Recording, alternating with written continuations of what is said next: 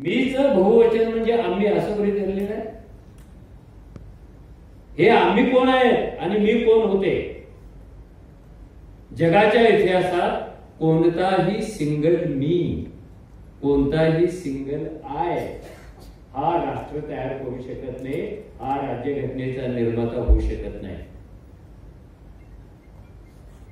52च्या 50च्या अगोदर तर भारतात 36-40 कोटी मी होते ना. मग राष्ट्र का निर्माण होत नव्हतं एवढे मी असताना. मग राज्यघटना का लिहिली जात नव्हती एवढे मी असताना.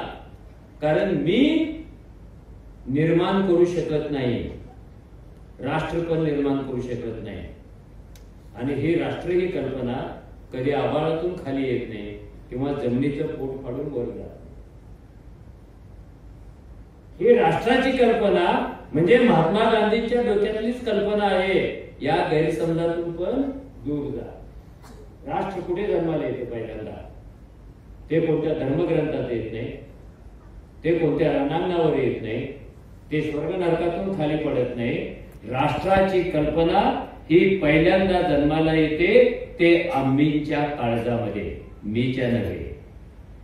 जेव्हा आम्ही ठरवतात येस वी वॉन्ट नेशन, त्यावेळेला राष्ट्राची निर्मिती चालू होते, त्यावेळेला चळवळी चालू होतात. इतके दिवस मी असताना राष्ट्र का निर्माण होत नव्हतं? कारण हे जे मी आहेत हे तुकड्या तुकड्यामध्ये विभागले गेलेले होते. मी होते पण ते तुकड्यात विभागले गेलेले होते. मीचे किती तुकडे होते? जवळजवळ 5000 जाती होत्या आणि त्या जातीमध्ये 5000 जातीमध्ये मीचे तुकडे विभागले गेले.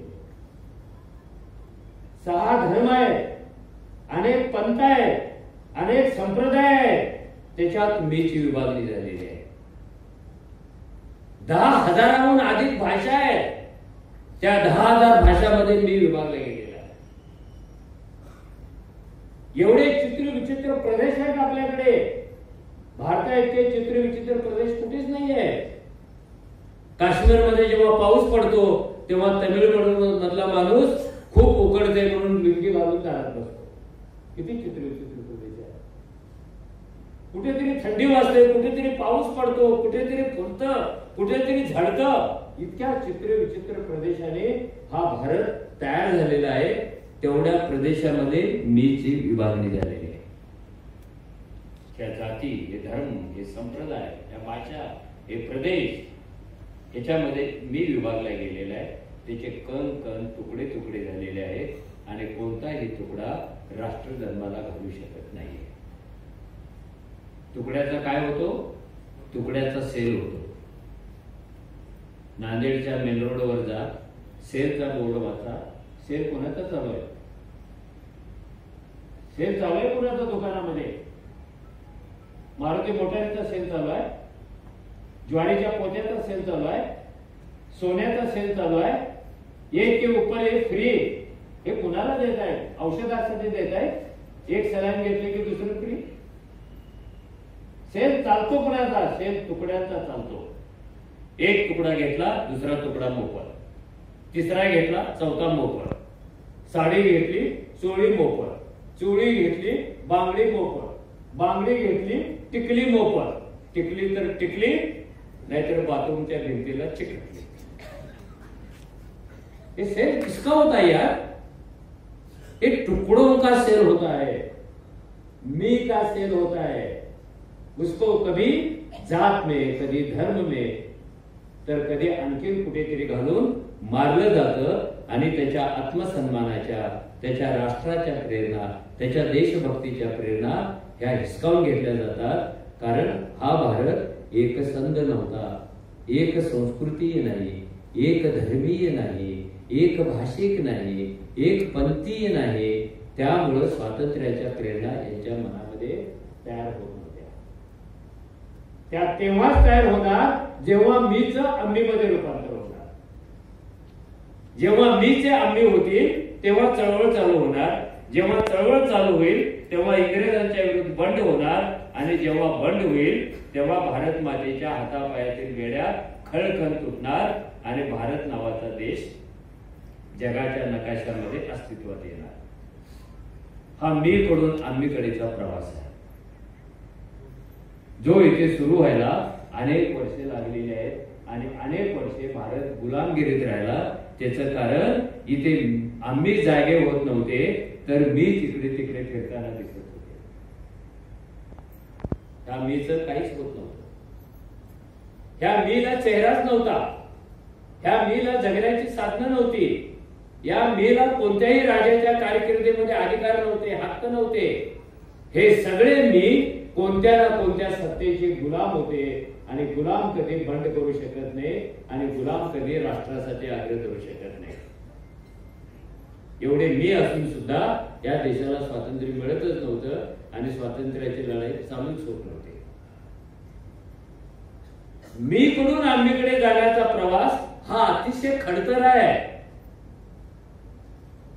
300-400 वर्षे परक्यांच्या सत्तेमध्ये आपण राहतो, कारण मीचं आम्हीमध्ये रूपांतर होत नाही. म्हणून राज्यघटना ती आपली सुरुवातच करते प्रियांबलची, आम्ही पासून सुरुवात करते. जोपर्यंत ह्या देशात आम्ही आहे तोपर्यंत ह्या देशातल्या घटनेला, स्वातंत्र्याला, इथल्या सन्मानाला कसलाही धोका राहणार नाहीये.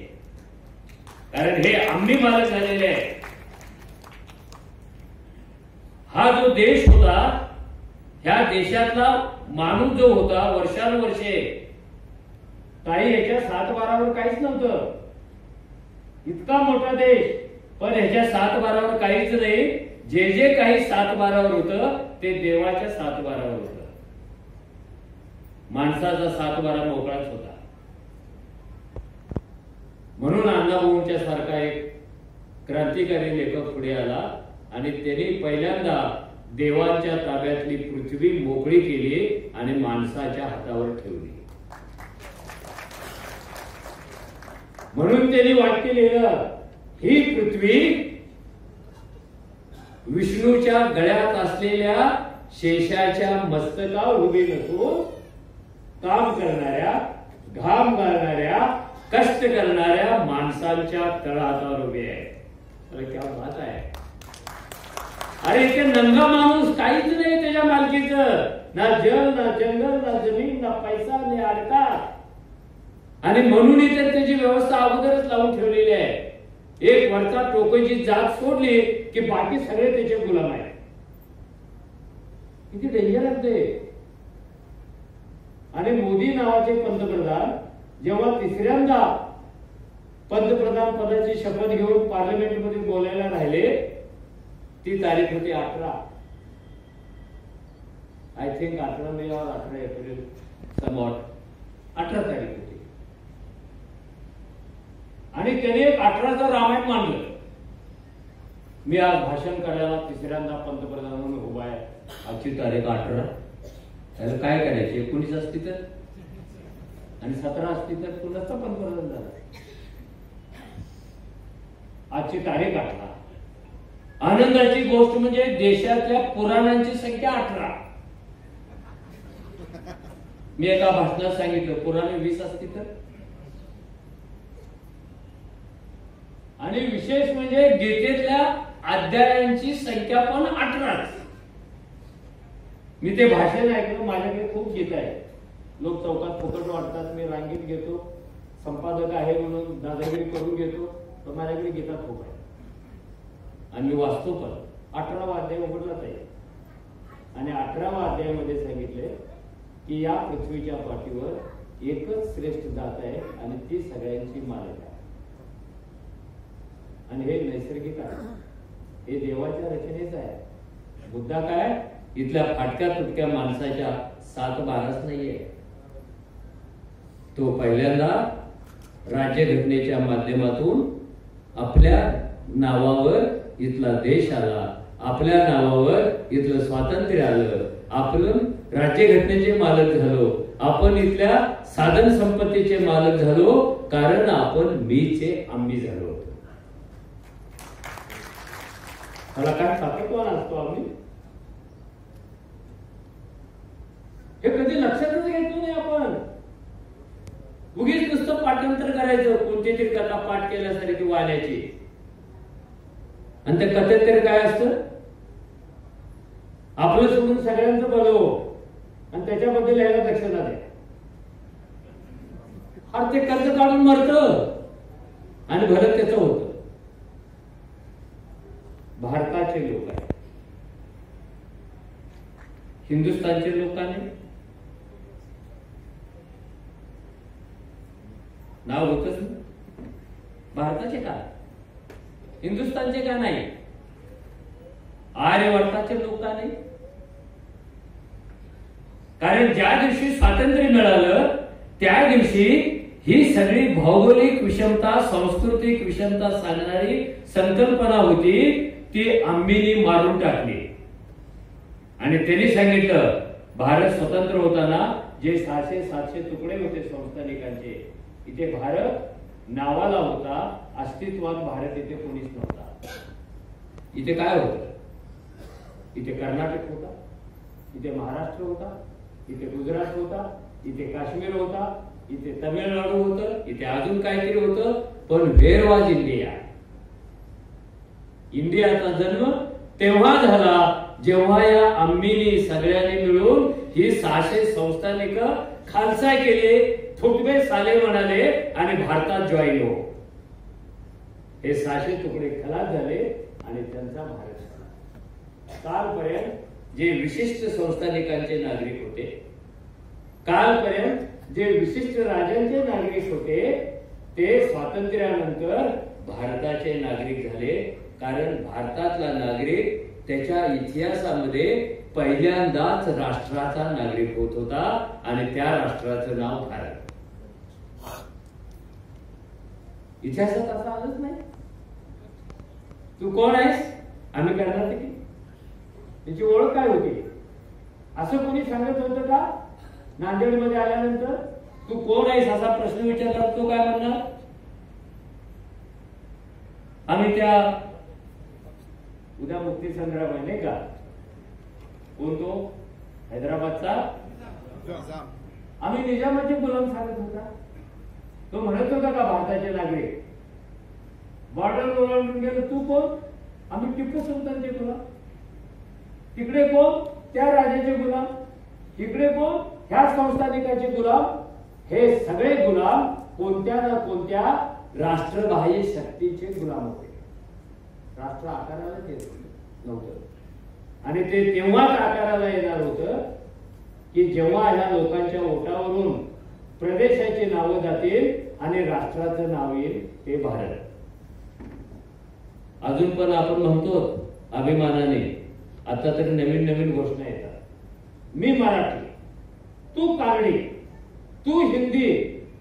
अरे ज्या भारतामध्ये तुम्ही राहता तिथे पुन्हा असे शब्द उच्चारता तुम्ही, मी भारतीय, आम्ही भारतीय, वी इंडियन्स असं म्हणायला आपल्याला का जातंय? कारण आपल्या जीन्स मधली गुलामी अजून गेलेली नाहीये, ती तशीच आहे. इतिहासात अडकतो आपण, इतिहासावर नको तेवढं प्रेम करतो. मी काय इतिहासाचा विरोधक नाहीये, पण इतिहासावर प्रेम करणाऱ्यांना कधीतरी इतिहासाच्या गुहेतून बाहेर पडावं लागतं. कोणी शहाणा माणूस गुहेत जन्माला आला आणि गुहेतच मेला असं कधी होत नाही. इतिहासाच्या गुहेतून बाहेर पडावं लागतं. इतिहासाला कधी दिसत नाही, इतिहास आंधळा असतो. आपले डोळे इतिहासाला द्यावे लागतात, आपले हातपाय त्याला चालण्यासाठी द्यावे लागतात, मग इतिहास कळतो.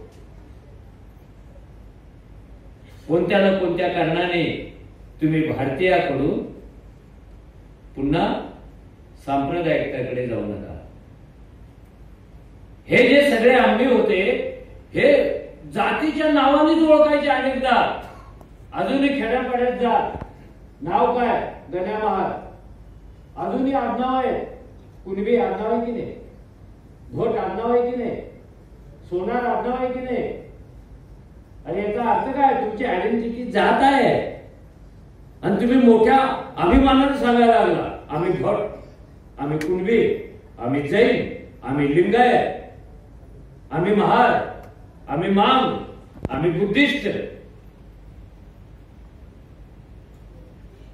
आम्ही माणसं आहोत, आम्ही देश घडवणारे आहोत, आम्ही भारत घडवणारे आहोत, हे सांगायचं आपल्याला अनेक वेळा राहूनच जातं.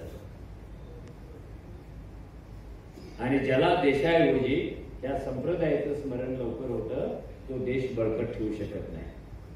आपल्याला देश बळकट ठेवायचे आणि देश बळकट ठेवायचा असेल तर आम्हीला बळकट ठेवायचं.